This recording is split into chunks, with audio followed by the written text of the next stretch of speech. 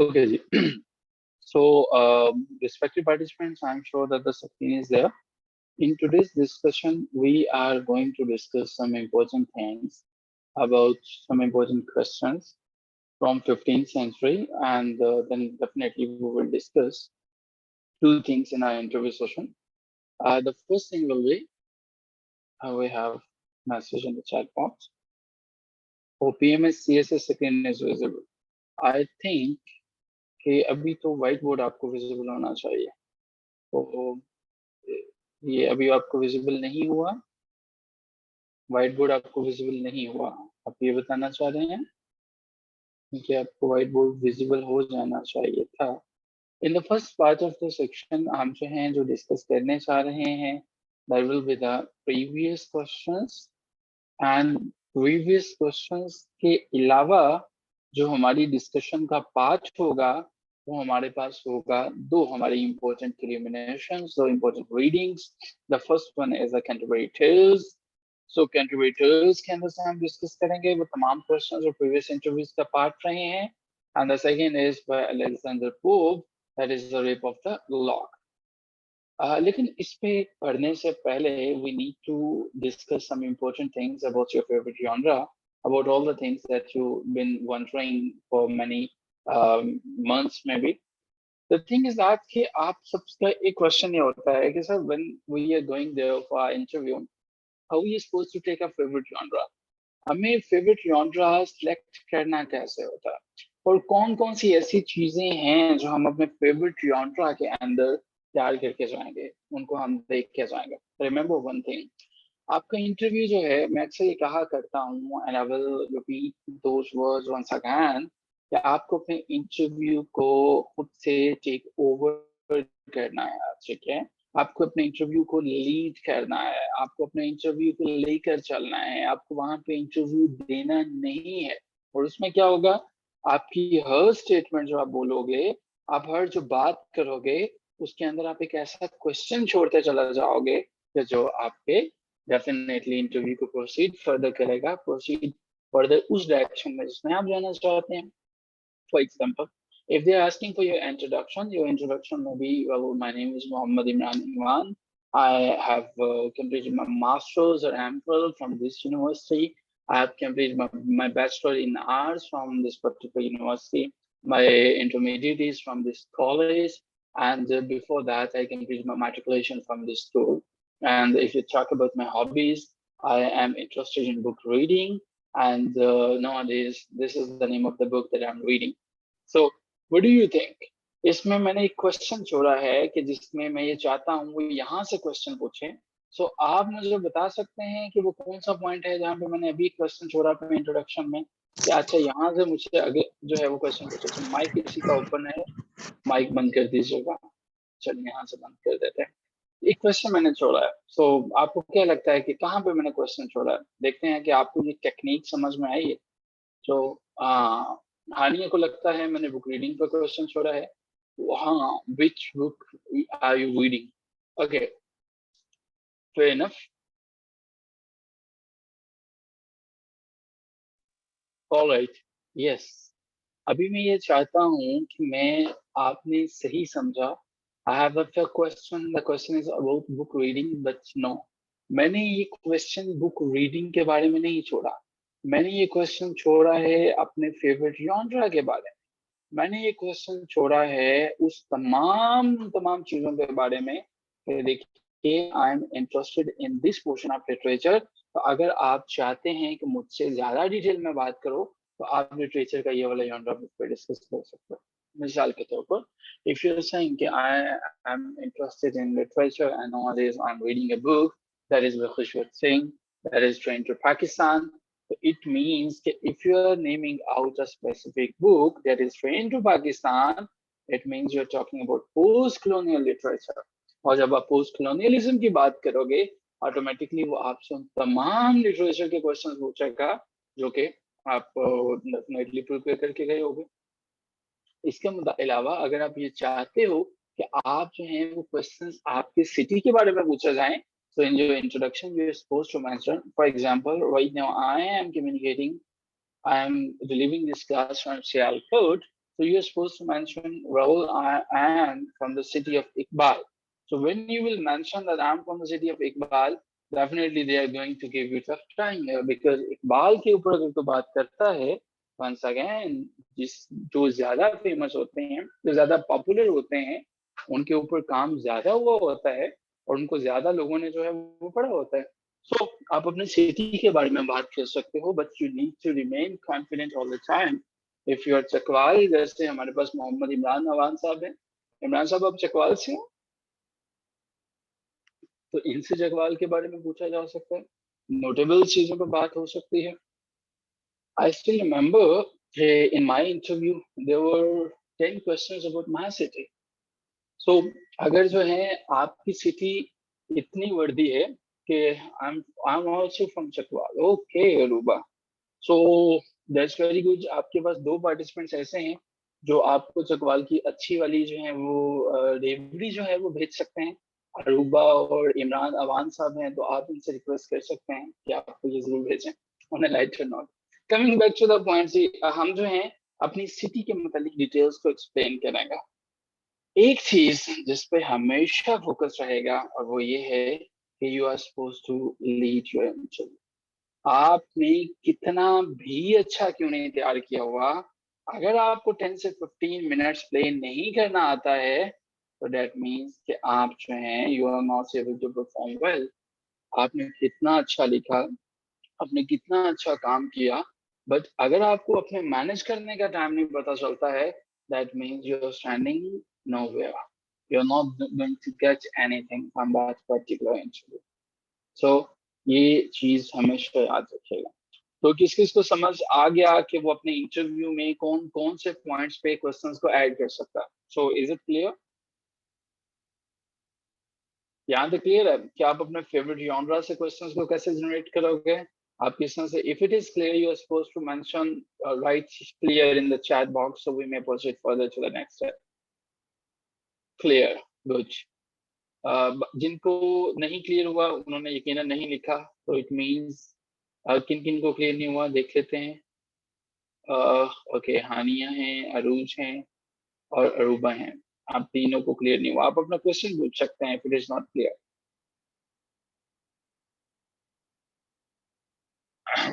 Okay, clear. Okay, see, moving on from here, the next thing about your interview is, it's not just the test of your memory. आपने join late किया session जो है, okay.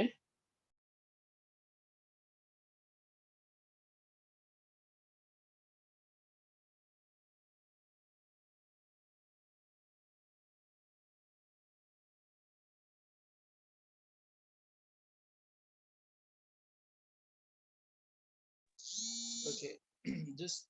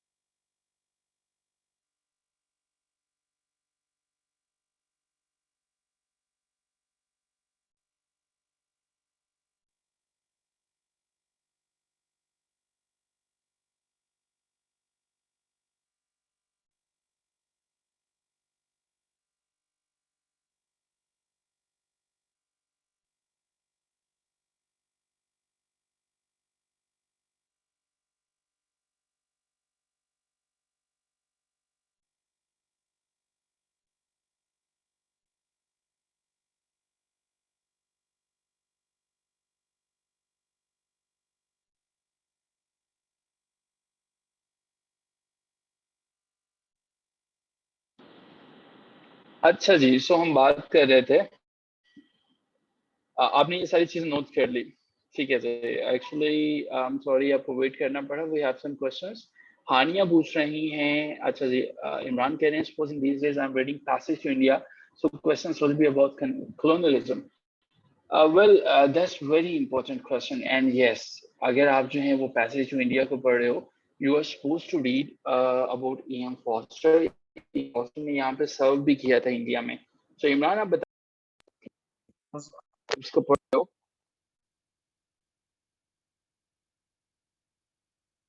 तो मीनवेल जी जो है वो बताते हैं, अगर आप पैसेज टू इंडिया पढ़ रहे हो, मेरी रिकमेंडेशन है कि आपने कुछ और बुक्स को भी पढ़ लीजिएगा। ठीक है।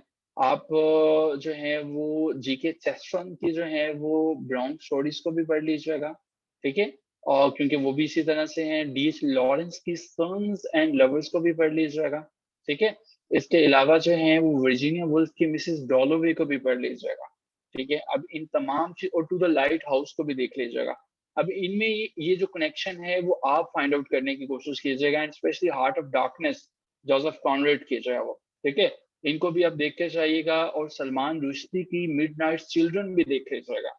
और अगर आप सलमान रुश्दी पे बात करेंगे तो आपको बहुत स्पेस मिल जाएगी कि आप अपना पॉइंट ऑफ व्यू जो है वो बता सकें सलमान रुश्दी के हवाले से। Hani is asking, do we have to select favorite writer from specific age, or do we have to select one writer from every age?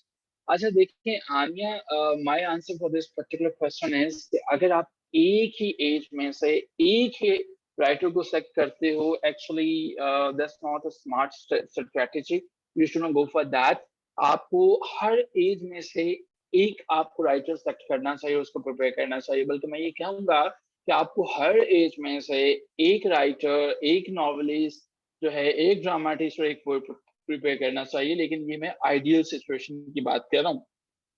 लेकिन डेफिनेटली ये मुमकिन नहीं है कि हर एज में से आपके लिए मुमकिन हो। आपको जो अभी के लिए करना है वो ये करना है कि आपको एक राइटर जो है, एक अगर नॉवलिस्ट है तो एक नॉवलिस्ट को जो है वो सबसे पहले कीजिए, एक ड्रामाटिस्ट है तो एक ड्रामाटिस्ट को सबसे पहले कीजिए, और एक जो है अगर पोइट आपको अच्छा लगता है, तो ये तीन चार चीजें तो आपके पास फिंगर टिप्स में होनी चाहिए।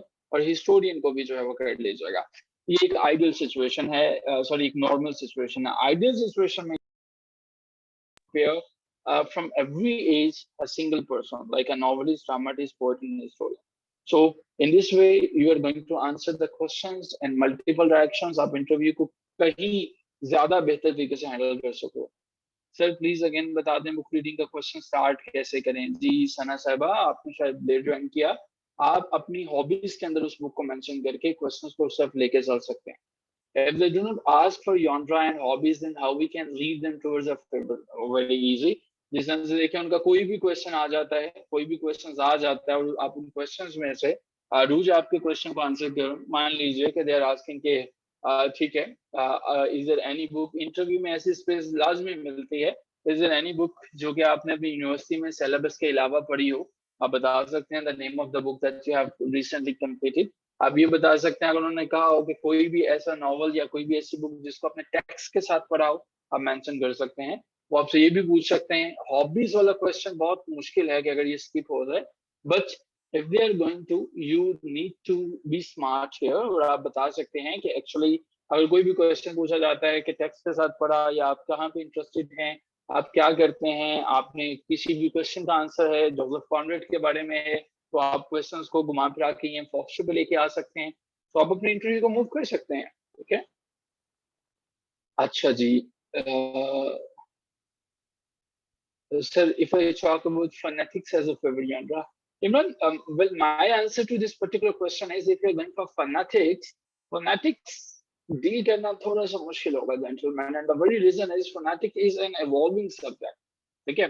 अगर आप फोनेटिक्स पर बात कर सकते हो ना ढंग से, अगर आपको लगता है कि फोनेटिक्स के मामलात जो हैं वो आप ठीक तरह से देख सकते हो, like when I talk about phonetics, it's not just about the definition, it's not just about the sign language, it's not just about the articulatory phonetics, acoustic or auditory phonetics, it's not just about phone or phoneme, it's about communicative modality, it's about Auslan, it's about American Sign Language, it's about Australian Sign Language, it's about a lot many theories. Okay. तो lexical items क्या हैं, phonemes क्या हैं, इन तमाम चीजों को देख सकते हो। आप ये देख सकते हो कि अच्छा ये इसका ओरिजिन कहाँ से हुआ था, ठीक है।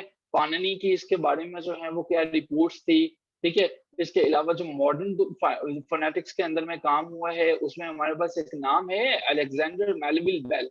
अलेक्जेंडर मेलविल बेल, आप चूंकि फोनेटिक्स का फेवरेट जॉनरा ले रहे हैं तो आपने इसको देखा होगा, ठीक है। और ये किस तरह से जो है वो डेफ चिल्ड्रन के लिए काम कर रही है। इंटरनेशनल फोनेटिक का जो एसोसिएशन है आईपीए या इंटरनेशनल फोनेटिक अल्फाबेट जो है वो क्या काम कर रही है, कार्डिनल वॉल्स क्या होते हैं। तो दे लॉट मेनी अदर क्वेश्चंस जिनको आपको देखने की जरूरत पड़ेगी। तो अगर आप समझते हैं जितनी चीजें मैंने डिस्कस की हैं ये बेसिक चीजें हैं तो आपको जरूर लेना चाहिए। Sir how to prepare Jane Austen novel Pride and Prejudice, फिर क्या क्या प्रिपेयर करेंगे जेन ऑस्टन को। जब भी आप प्रिपेयर करोगे ना सना, आप उसके सारे के सारे नॉवेल्स को जो है वो देखोगे। जेन ऑस्टन वाहिद राइटर है कि जिसके नॉवेल्स, जिसके वर्क्स जो हैं वो बहुत थोड़े हैं, ठीक है। और जेन ऑस्टन जो है वो 6 तो उसके मेजर नॉवेल्स हैं। अगर आप उनको भी पढ़ने की कोशिश करते हो और उसमें आप देखते हो कि उसमें वो इंटरप्रेट कैसे कर रही है, उसका थीम क्या है, उसकी स्टोरीज क्या है, वो नॉवल ऑफ सेंसिबिलिटी की बातें करती है, उसकी रियलिज्म क्या है। सेंस एंड सेंसिबिलिटी उसका जो नॉवल था 1811 में पब्लिश हुआ, वहां पे वो क्या बातें कर रही है, 2 साल बाद प्राइड एंड प्रेजुडिस में क्या कहती है, मैनजीफील्ड पार्क में क्या कह रही है। इन चीजों को देखने की जरूरत है, ठीक है। क्या वजह है कि वो एपिस्टोलरी नॉवल जो है वो उसने लिखा, अगर लिखा तो क्यों लिखा, नहीं लिखा तो क्यों नहीं लिखा, ठीक है। तो इसके अलावा जो है बाकी जो पोस्ट ह्यूमस उसकी पब्लिकेशन है, कैसेंड्रा उसने लिखा था, वो क्या वजह था, ठीक है। तो इन तमाम चीजों को एक्सप्लोर करने की जरूरत है। तो अगर आप ये तमाम चीजें देख लें तो मेरा ख्याल है कि काफी हो जाएगा। Sense and Sensibility, Pride and Prejudice, Mansfield Park, Emma, Northanger Abbey है, पर्सुएशन है, लेडी सॉसम है। 2 काम उसके जो हैं वो कंप्लीट नहीं हुए थे, द वेटसन है और सेंडिटियन है, ठीक है। इसके अलावा उसने कुछ पॉइंट भी लिखे थे, लेकिन मेरा ख्याल है आप उन्हें इग्नोर करना चाहें तो आप कर सकते हो, ठीक है। तो ये चीजें जो हैं वो आपको प्रिपेयर करना पड़ेगी। मॉर्लो, पैसेज टू इंडिया, ये बहुत अच्छी चॉइस है। मेरा ख्याल है कि मॉर्लो और पैसेज टू इंडिया पे रहें तो ज्यादा अच्छा हो जाएगा। I think I have answered all the questions. Now let's go back to the session. अच्छा जी, अब हम जो है जो अपनी बात कर रहे थे यहाँ तक हमने किया। अब मैं ये ज्यूम कर रहा हूँ कि फिर यॉनरा का आपको पता चल गया, क्वेश्चंस किस किस तरह से लेके चलोगे इसका पता चल गया। इंटरव्यू के अंदर एक और बड़ी मजे की चीज होती है। इंटरव्यू में आपको एक पॉइंट बॉल को थ्रो कर सकते हो, और वो थ्रो कर सकते हो आप उस डायरेक्शन में जिसमें आप चाह रहे होते हो कि हाँ जी जी मूव करें जी, इस डायरेक्शन के अंदर लेकर चलें। अब इसका क्या मतलब हुआ, जेंटलमैन एंड द गर्ल्स, जब आप अपने इंटरव्यू वाली रूम में एंटर होगे, remember one thing, confidence, confidence, confidence, confidence, confidence, ये 2 वर्ड्स हैं वो याद रखिएगा। और इसकी सबसे बड़ी वजह यह है, कोई पहाड़ नहीं गिरने वाला। ठीक है इमरान, इमरान साहब आप तो कमीशन के साथ पहले भी इंटरव्यू दे चुके हैं, आप इस बात को सेकंड करेंगे।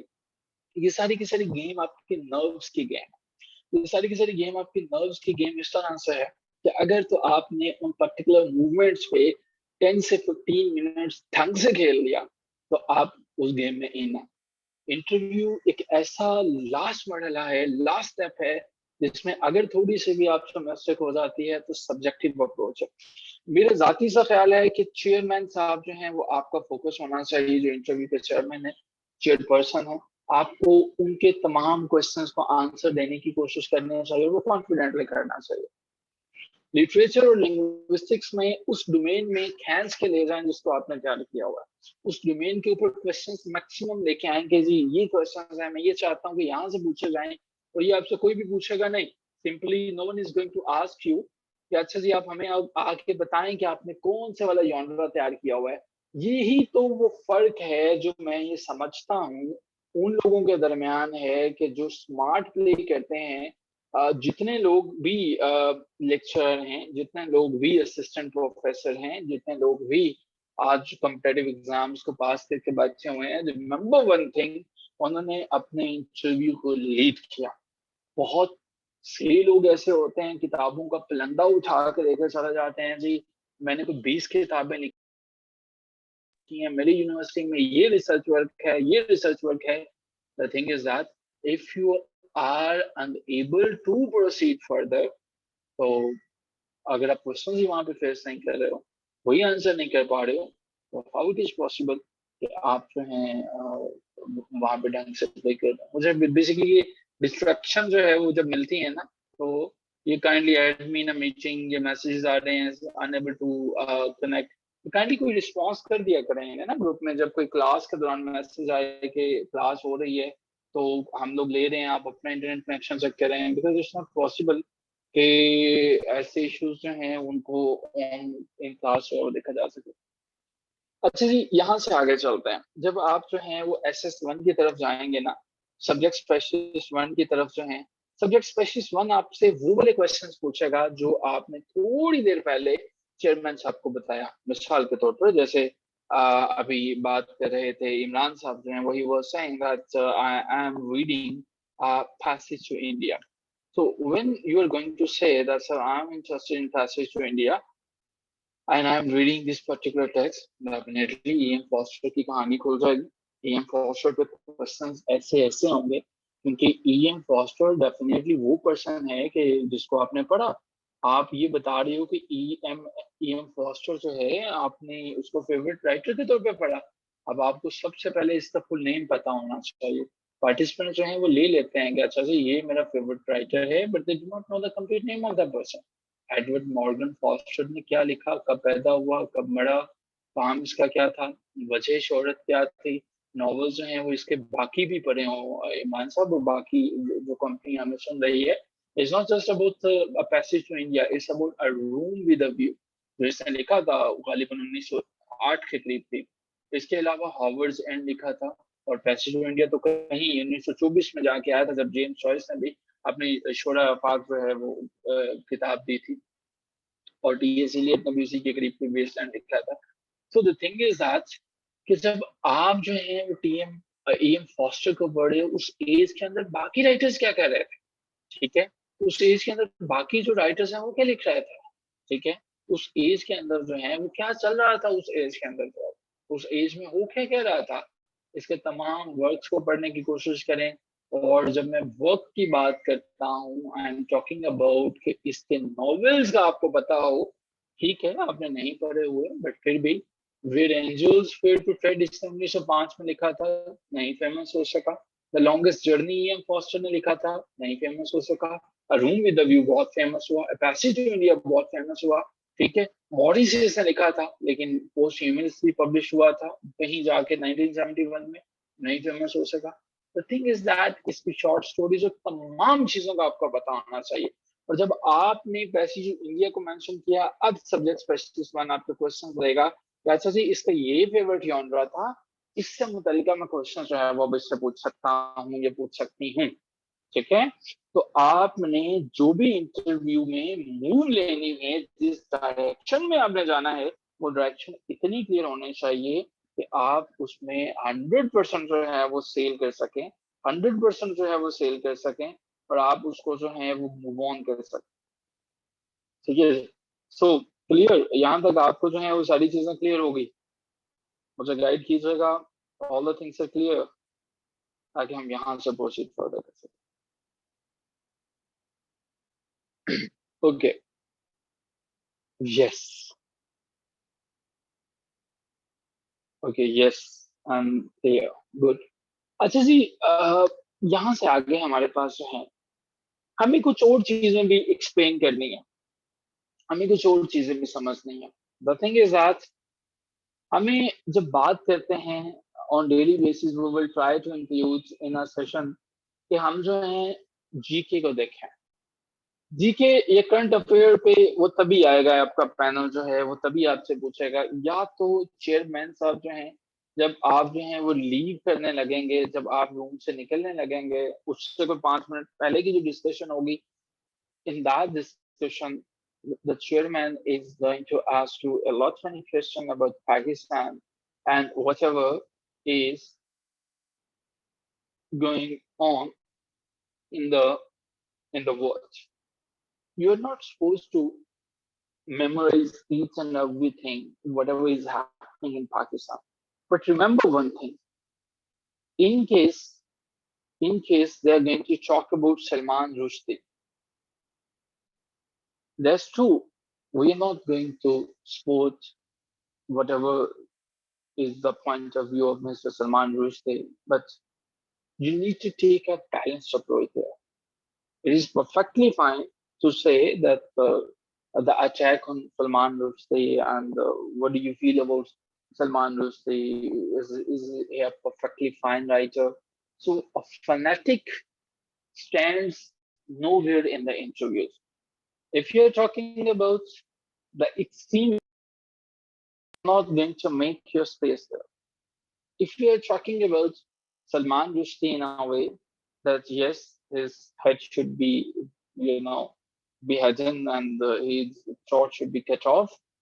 Remember one thing: it's all right, whatever you are saying. That are your religious sentiments, and yes, maybe he deserves it, but at that particular moment, you need to take a balanced approach.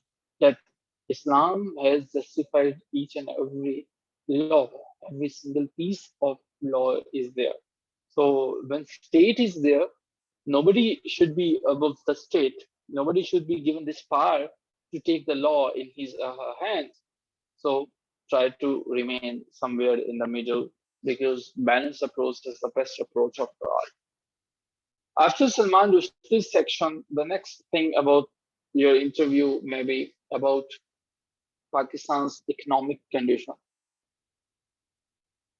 You know how sarcastic it is, what a sort of ironical statement it is that we are a nuclear power, but still today's heading of the Dawn was like the Prime Minister of Pakistan has requested the rich countries, especially the European Union, to give us some aid because we want to rehabilitate those areas, those devastated, flood affected areas. So you are not supposed to mention all the things about Pakistan, like the current condition of Pakistan or the economic condition of the Pakistan should be improved like this or like that. In your interview, 2 to 3 questions will be opinion-based questions. Let us try to dissect the total questions of your interview. If, suppose, just for the sake of understanding, if there are 20 questions in your interview, and 20 questions mean the first 5 to 10 questions will be about you, your area, hobbies, and after your hobbies, it will be maybe about your favorite book because you're going to be a teacher, you're going to be a lecturer, so you are supposed to mention all the minor details about your favorite books. 5 to 10 questions you should expect here, and these 5 to 10 questions will not take more than 5 or 10 minutes. After this, the next 5 minutes will be your discussion जो आपने पहले point में बता दी, पहले point में जो चीजें mention कर दी, जो चीजें आपने यहाँ पे एक्सप्लेन कर दी, your second part of the interview is based on these things, on these explanations. अब यहाँ पे आप क्या कर सकते हो? अब आप यहाँ पे मेंशन करोगे जो आपने बुक मेंशन की उसकी तरह की मिलते जुलते जो बुक्स हैं. How many books you have read already? आपने if you're talking about A.M. Foster तो और कितनी किताबें पढ़ी हैं? If you're talking about Mark Lewis, age में और किसको पढ़ रखा है? और याद रखिएगा, you cannot cheat the commission. Commission को cheat नहीं आप कर सकते हो. And by that I mean when you're going to cheat the commission कि आपने किताब पढ़ी नहीं है, आपने artificial favorite writers को produce नहीं कर सकते हो. ठीक है?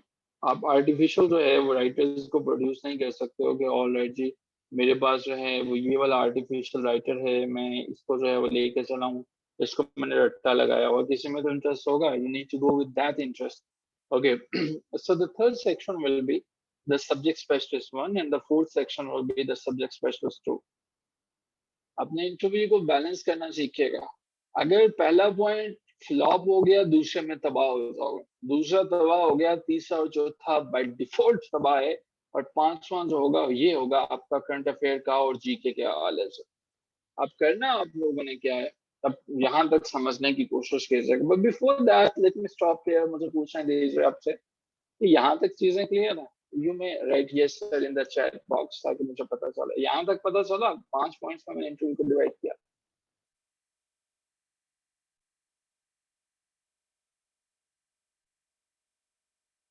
Okay, thank you so much. 2 participants ने किया। अच्छा, वेल अब जो है करना क्या होता है, ये अंदर से जब निकलना है ना, ये जो 5 से 10 मिनट्स जो है ना, इसमें अबाउट यू प्रैक्टिस होगी, mirror practice. Well, my name is Mubashir Raza. I'm from this city. I have completed my PhD from this university. I have completed my MPhil from this university. I have joined school education department since in 2016. I have joined later on higher education department, and but this particular year, well, my hobbies are like I'm interested in book reading. So after that, you are supposed to take some pause. अब आपकी book reading के बारे में पूछेगा, but if you are interested, अगर आपका area काफी famous है तो आप बात करोगे अपने एरिया के बारे में। Like if you are from Sialkot, if you are from Lahore, if you are from Chakwal, अगर आपको लगता है कि there is something that is special about your area, you should mention that particular area. अगर आप गुजरांवाला से हैं तो आप ये कह सकते हैं कि सर मैं पहलवानों के शहर से हूँ। So it means you want कि आपसे क्वेश्चन पूछा जाए आपकी सिटी के बारे में। if you are interested in your own city, like if you're from Lahore, but interview में ये बेसिक बेसिक सी सादा सादा बातें करने से गुरेज किया जाएगा, sir I am from Lahore. Instead इसके बजाय ना I hail from Lahore is a very very wonderful word. So in case you are going to bring something that is whenever we talk about the embellished language, तो यहाँ पे आपका practice वाला area होना चाहिए। हॉबीज जो है, व्हाट आर योर हॉबीज? आपकी हॉबीज वेल मैनेज अप हो। जो पार्टिसिपेंट्स ये कहते हैं ना, अच्छा जी हमारे पास फीमेल्स का जब हम इंटरव्यू लेते हैं तो फीमेल्स कहते हैं हाय अल्लाह ये क्या है, मेरी तो कोई हॉबी नहीं है। ठीक है, इट्स ट्रू। जैसे सर हमारी तो कोई हॉबी नहीं है, हम क्या करें? सो इज इट ट्रू कि हॉबीज के बगैर एग्जिस्ट किया जा सके? इज इट ट्रू कि हॉबीज ना हो किसी इंसान की? आप ये समझते हैं? I haven't read many English works, but Urdu novels and Pakistani dramas. So can I go for it? No, you cannot go for Pakistani dramas, please. Nobody has watched a Pakistani drama from the parent. They are not interested in Pakistani drama. In case you are going for those details, हानिया, आप अपने लिए जो questions का canvas है उसको limited कर रहे हो। अच्छा एक चीज समझने की कोशिश करो, participants को मैं समझाना चाह रहा हूँ। देखो, अगर आपने अपना यहाँ पे हॉबीज का वो सेक्शन बता दिया जो आपके पैनल जिसमें इंटरेस्टेड नहीं है, आपका एक रूम क्लोज हो गया। यहाँ पे रूम से मतलब स्पेस है। मिसाल के तौर पर आपने एक रूम क्लोज क्या किया? आपने रूम क्लोज किया, आपने उन तमाम चीजों का कि जो आपकी हॉबीज के मतलब क्वेश्चन से आपने बता दिया I am interested in Indian dramas और पाकिस्तानी ड्रामाज। तो अगर उन्होंने नहीं देखे हुए को पाकिस्तानी ड्रामाज, तो how they are going to ask you the questions about that particular. तो अब यहाँ पे क्या होगा, वो स्किप करेंगे इस चीज को, ये पूरे का पूरा सेक्शन स्किप हो जाएगा। अब जब ये सेक्शन स्किप हो जाएगा, आप मूव ऑन करोगे। यहाँ पे जो चीजें आप तैयार कर सकते हो, जहां पे आप क्वेश्चंस दे सकते थे उन्हें, जहां पे आप उन्हें अपने जॉनरा की तरफ मूव कर रहे थे, वो सारी की सारी चीजें निकल गई। Do you feel it is smart way कि हम उन्हें वो चीज बताएं? कुछ लोग ऐसे हैं जो अपनी हॉबीज में इतना मुश्किल किसी अमेरिकन राइटर का नाम बता देते हैं, वो कहते हैं oh okay gentleman I haven't read that particular writer, let's talk about this writer, तो फिर फंस जाते हैं। Do you feel it is voice कि हम जो हैं वो इस तरह से करेंगे, हम अपनी हॉबीज में वो चीजें बता दें जो उनके इंटरेस्ट ना हो? मिसाल के तौर पर किसी ने कह दिया मैं वी लॉगिंग करता हूँ, vlogging is a good hobby by the way, but if your panel और उनमें से कोई मेंबर इंटरेस्टेड नहीं है, तो definitely they are not going to ask you the questions about that. Someone has mentioned I am a social media influencer. So social media influencer जो है अब ये क्या बात होती है? So they need to maybe explain it furthermore कि इसका लिटरेचर से क्या लिंक है। सो इस हॉबी वाले क्वेश्चन को, इस कार्ड को बड़े स्मार्टली वे से आपने जो है वो यूज करना है। पहले पॉइंट की जो है वो समझ आ गई आपको यहाँ तक?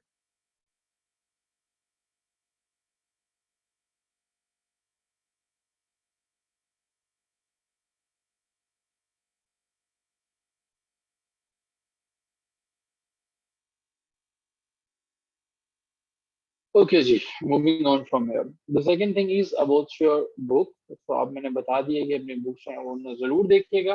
सब्जेक्ट स्पेसिस 1 और सब्जेक्ट स्पेसिस 2 के जो क्वेश्चंस होंगे वो बेस करेंगे आपके जो है वो जो आंसर्स जो पॉइंट्स आपने पहले जो है वो दिए थे पॉइंट 1 और 2 में whatever you have mentioned in these 2 points, they're going to ask you the questions from these two particular genres, from these two particular things that we have already mentioned.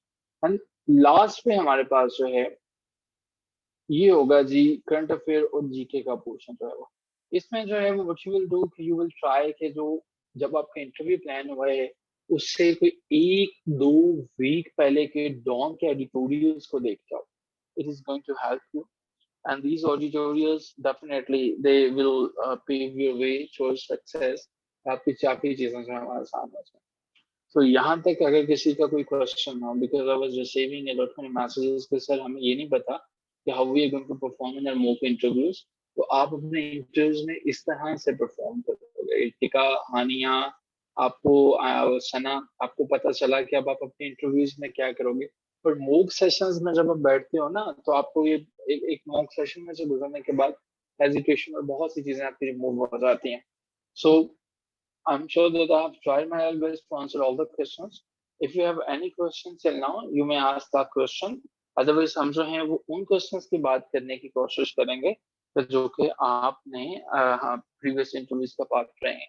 और एक चीज और याद रखिएगा, when you're preparing yourself for the interview, आपने वो तमाम books को पढ़ना है जो कि हमने आपके साथ शेयर किए हैं, उनकी समरीज की बात कर रहा हूँ। I'm talking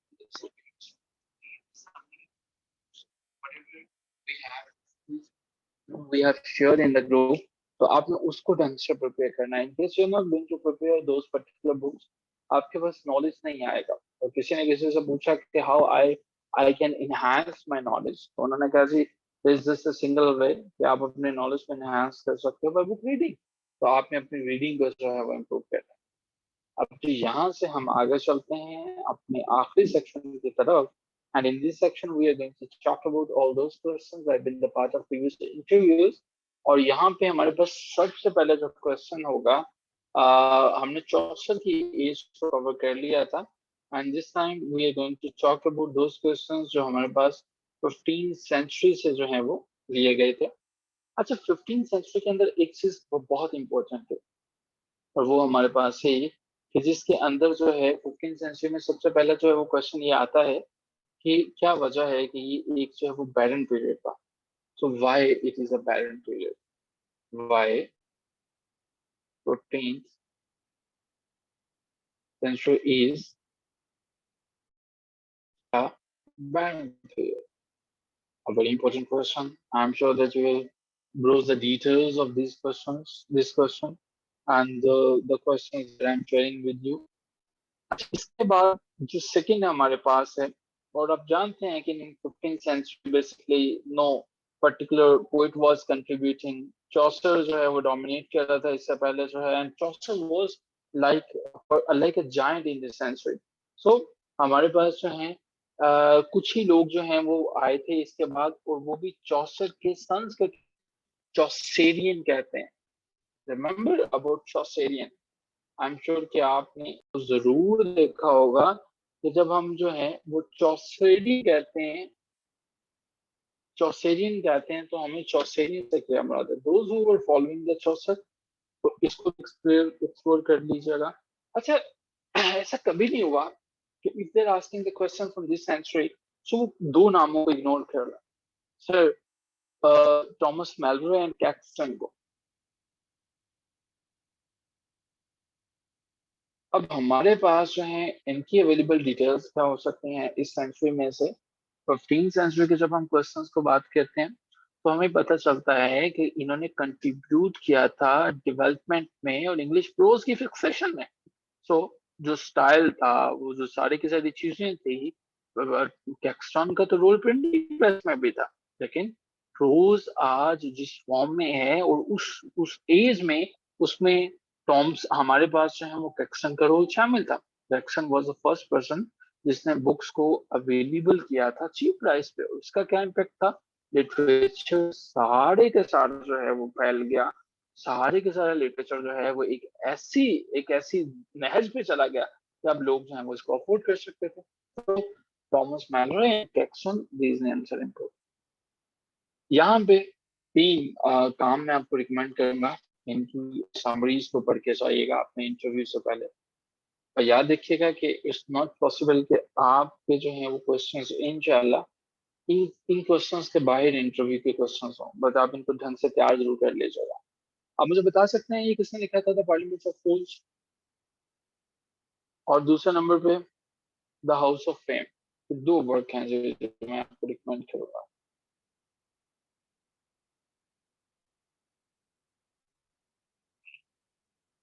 house of fame और पार्लियामेंट ऑफ फूल्स। अच्छा, ये क्यों पढ़ेंगे आप, व्हाट इज द रीजन? देखें, जैसे मैंने बताया कि चौसर एक मॉडल के तौर पर फॉलो किया जाता था, लोग उसको ही लेते थे, तो ये समझा जाता था कि चौसर तो नी प्लस अल्ट्रा है, चौसर तो कमाल है, चौसर ये है, चौसर वो है। कैंटरबरी टेल्स ही सिर्फ चौसर नहीं है। चौसर ने जो काम लिखे थे वो ऑब्वियसली बाद में आने वालों ने इमिटेट किए, कॉपी किए। और चौसर के इन तमाम कामों के अंदर से हमें ये पता चलता है कि वो जो भी काम कर रहा था वो बड़ी गहराई में जाके कर रहा था। और इन दोनों कामों को पढ़ने के बाद आपको पता चलेगा कि इसको क्यों एक रोल मॉडल के तौर पर लिया गया था। ऑलराइट, सो हमें जो है वो इसको देखना है। इसके बाद जब हम चौसेरियन की बात करते हैं,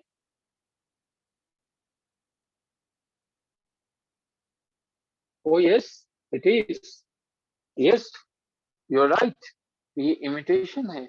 और हमारे पास जो है, लेकिन एक चीज और है, आपको मानना पड़ेगा, ये एलेगोरिकल भी है। ठीक है, अगर हम देखें तो इसके अंदर हमें जो है वो जो मिडिवल ट्रेडिशंस नजर आती हैं, और हमें ये पता चलता है कि चौसर जो है वो ड्रीम किस तरह से देख रहा होता है, चौसर लाइफ को देख किस तरह से रहा है। ठीक है, तो how he is building the life around him. तो यस, ये इसने इटालियन और फ्रेंच से लिखा, आपने बिल्कुल ठीक कहा। अच्छा जी, एक चीज और देख लीजिएगा, 15th सेंचुरी ने आपको एक और गिफ्ट दिया था, the gift of 15th century is your ballads. Well, whenever you talk about ballads, the things about ballad, just definition वाली बातें तो डिटेल्स की होती हैं कि जी 15th सेंचुरी में आया था, बैलेड जो है वो बड़ा इंपॉर्टेंट था, इसने ये कर दिया, इसने वो कर दिया। बैलेड उसको कहते हैं कि जो ऑर्डली एक जनरेशन से दूसरी जनरेशन तक चला गया। ये तो वो नन्हे मुन्ने बच्चों वाली बातें हैं जो कि आप रिटर्न में तैयार कर चुके होंगे। अब थोड़ी अगली बात करते हैं, अब 15th सेंचुरी के ballads.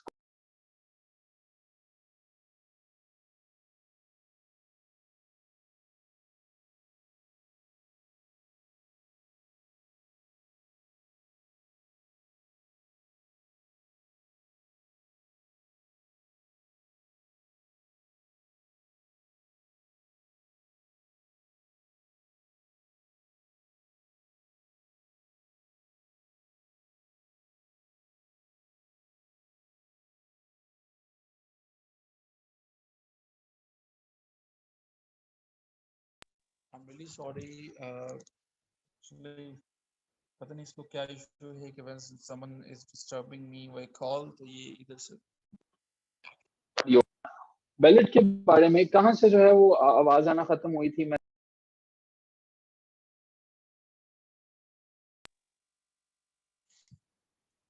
okay, no voice after ballot.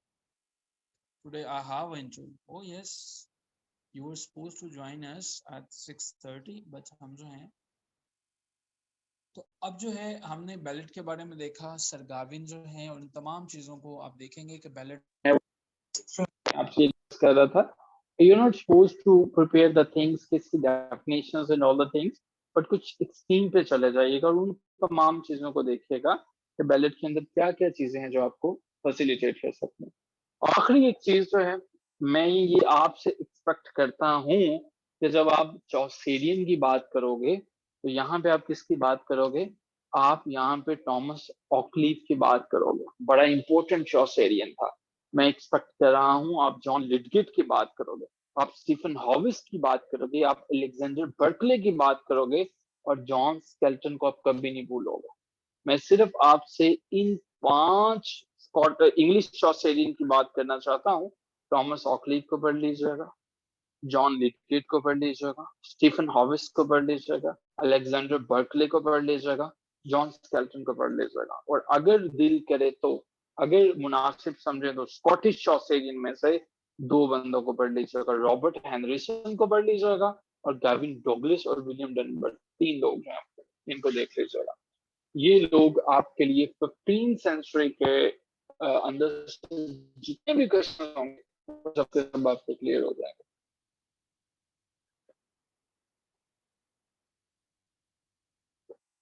So we will proceed further from here tomorrow.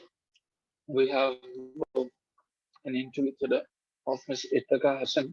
So let's have a formal discussion, formal communication with Ms. Itaka.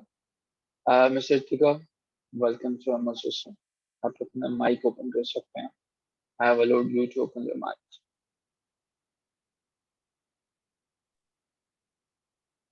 If you have any question till now, you may put your questions in the chat box. Otherwise, हम जो हैं वो अपने mock sessions की तरफ बढ़ते हैं। जो mock interview है मिस्टर तका का, yes मिस्टर तका, मिस्टर तका आपने अपना mic open कर दिया, तो मिस्टर तका कैसे हैं आप? You're fine? Yes, sir, I'm fine. Is my voice audible to you?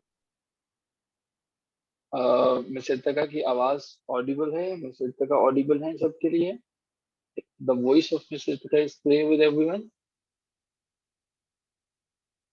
No. Mister तका आपकी आवाज जो है वो हमें नहीं आ रही है, actually it is to low. अगर आप थोड़ा सा लाउड बात कर सकें या आप थोड़ा सा अपने माइक को एडजस्ट कर सकें, it is going to help us. Mister तका हम इंतजार कर रहे हैं कि आप अपने माइक को दोबारा से ओपन कर लें। Hello? Yeah, it is fine now. Is it audible to you? Today there is a network connection, so network problem. Yeah, it is fine now. Thank you so much, Mr. Irtika. So, Ms. Irtika, should we proceed further with your formal interview? Yes, sir. All right. So, I'm sure that Ms. Irtika, आपने अपने formal interview को अच्छे से prepare किया होगा, inshallah. So, checking about right from your name, what is the meaning of your name, Ms. Irtika? Sir, the meaning of my name is evolution. Okay. Fair enough. Introduce yourself. Give a proper introduction.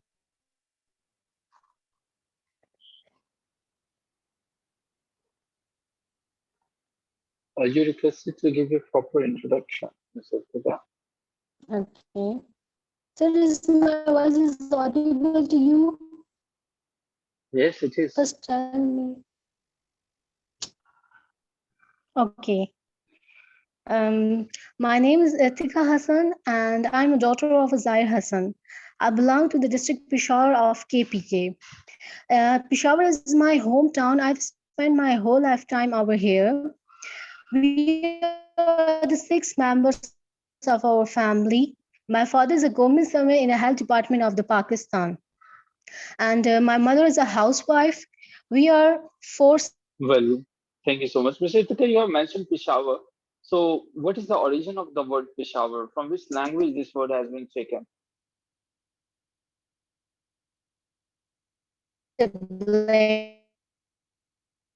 I'm really sorry, Ms. Irtika, we are not getting anything from your side.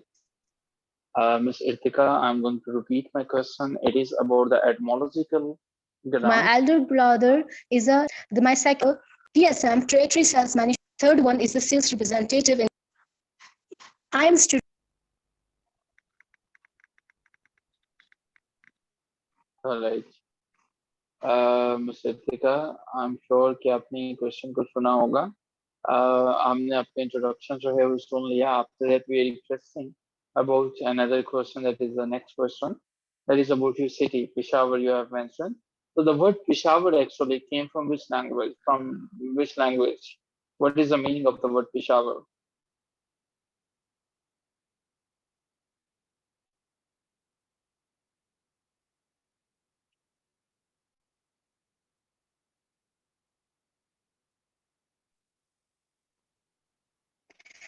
Owing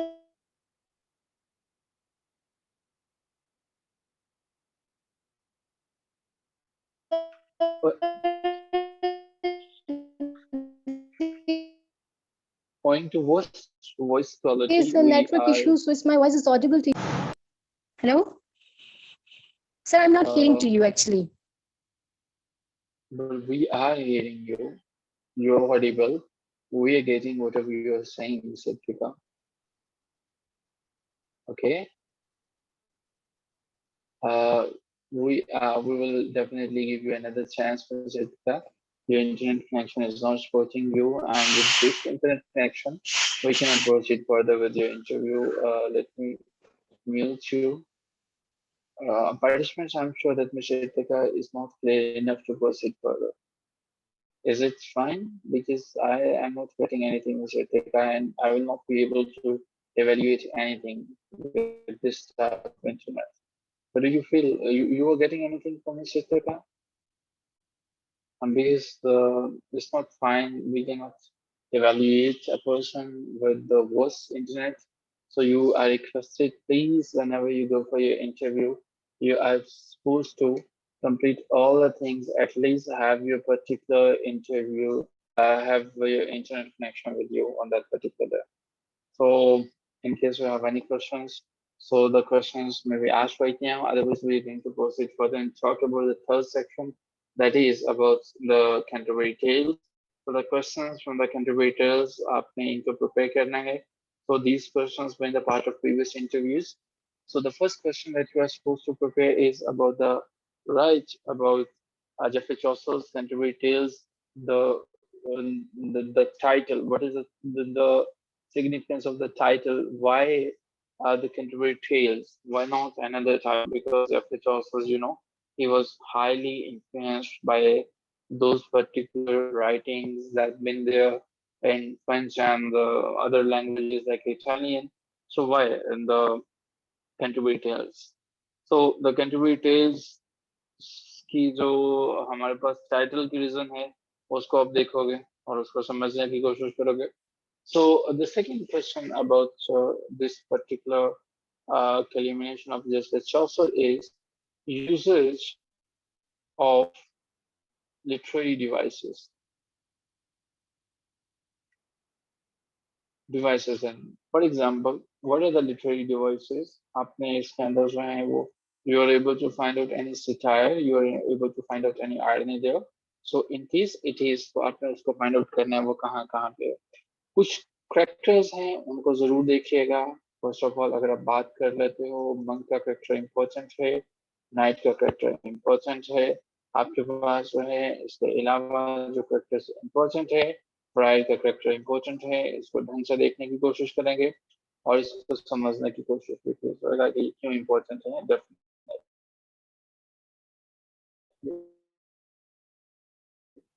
interviews और questions written paper में भी आपने इसको देखा. चॉसर्स realise, हाँ ठीक है, उन्हें बिठा दीजिए. Chaucer's realism जो है, that is important. So how he is going to talk about Chaucer is his art of representation. तो ये किस तरह से important है, इन चीजों को आपने जरूर देखा. ठीक है सर. So Chaucer के इन questions के बाद some other questions are there. हम उनको भी जो है वो डिस्कस करते हैं. चौसर ने जो है इन के अंदर जो है वो क्या तमाम चीजों को ढंग से जस्टिफाई कर दिया. तो अगर कर दिया तो उसे, अगर नहीं किया तो कैसे नहीं किया. I am talking about the main themes. So main themes को जो है वो आप प्रिपेयर करोगे या फिर चौसर के इस किताब में से. ठीक है सर. मेन थीम वाले क्वेश्चन को आपने प्रिपेयर किया. And fifth and the last question from this particular book is that is about जब जब जब चौसर बात कर रहा है, एक इम्पोर्टेंट चैप्टर है वाइफ ऑफ बाथ जो है. तो वाइफ ऑफ बाथ के मतलब डिटेल से आप देखोगे कि क्यों वो एंगेजिंग है, क्यों वो लिबरेटिंग है, क्यों वो अपनी सारी की सारी चीजों के बारे में बता रही.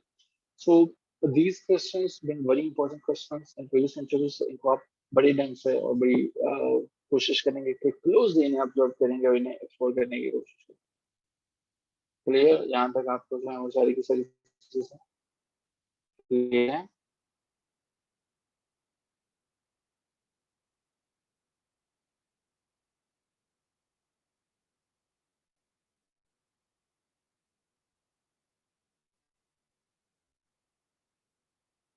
सिर्फ इमरान साहब को क्लियर हुए हैं, बाकी पार्टिसिपेंट्स में उन्हें नहीं क्लियर। अच्छा, you just suppose to write yes sir और yes in the chat box, इतना सब भी नहीं हम लिख सकते हैं? आई थिंक अभी तो सर्दियां भी नहीं आई, तो जिसमें हमें फील हो गए चले अभी जो है वो पार्टिसिपेंट्स हो गए थक गए होंगे, ये सर्दी बहुत ज्यादा है तो शायद इसलिए जो उठे जाएंगे। अच्छा जी, The rape of the Lock की बात करते हैं। रेप ऑफ द लॉ में जब पहला क्वेश्चन आएगा जो पूछा जाता है कि 18th सेंचुरी की ये डिपिक्शन करता है और हाई सोसाइटी की बात करता है, सो व्हाई कि ये जो हाई सोसाइटी है इससे क्या मुराद है? 18th सेंचुरी की जो रिप्रेजेंटेशन है वो कहाँ तक हुई है इसके अंदर जो है? 18th सेंचुरी की रिप्रेजेंटेशन जो है इसको जो है वो आप देखोगे, समझने की कोशिश करोगे क्या है। आप ये भी समझने की कोशिश करोगे कि मोक एपिक क्या होती है और रियल एपिक के अंदर क्या क्या फर्क होता है, इन तमाम चीजों को देखने की कोशिश करोगे। इसके अलावा आप ये भी समझने की कोशिश करोगे कि इसके अंदर रेप ऑफ द लॉ जो है क्या वो तमाम एलिमेंट को यूज कर रहा है कि जो एपिक ट्रेडिशन को फुलफिल करता है, ये अगर ये है तो कौन कौन से है। एक तीसरा क्वेश्चन जो है वो ये है कि आपको हीरोइक कपलेट का पता होना चाहिए। हीरोइक कपलेट क्या होता है? ये चूंकि बुक्स आपकी क्रोनोलॉजिकल ऑर्डर में दी गई हैं, वहां पे जो प्रिपेयर आप कर रहे हो, सॉरी आपके पास इम्पोर्टेंस के लिहाज से ऑर्डर में दी गई हैं, इनकी जो अहमियत की तरह इनके ऑर्डर जो हैं वो हमने रखे हैं, तो इसलिए आप देखते हैं कि कोई किताब कहीं से है, कोई किताब किसी एज से है, लेकिन चूंकि उनमें से हमने ये रखा है कि पार्टिसिपेंट जब तैयार करें तो अमूमन ये होता है कि वो बेहतरीन तैयारी करते हैं शुरू वाली किताबों में, तमाम इम्पोर्टेंट बुक्स जो हैं वो शुरू के हैं। ठीक है सर, इसके अलावा जो है आपको तैयार करने की जरूरत है कि ये किस तरह से जो है वो मोरालिटी के पैरामीटर्स को पूरा करती है या नहीं करती है। मोरालिटी पर्सपेक्टिव जो हैं इनको देखेंगे और प्लस थीम्स को देखेंगे कि थीम्स इसके क्या क्या है। So these are the questions from the rape of the law.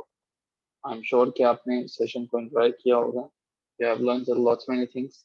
और अगर आपको कोई भी क्वेश्चन हो, the question may be asked in the chat box.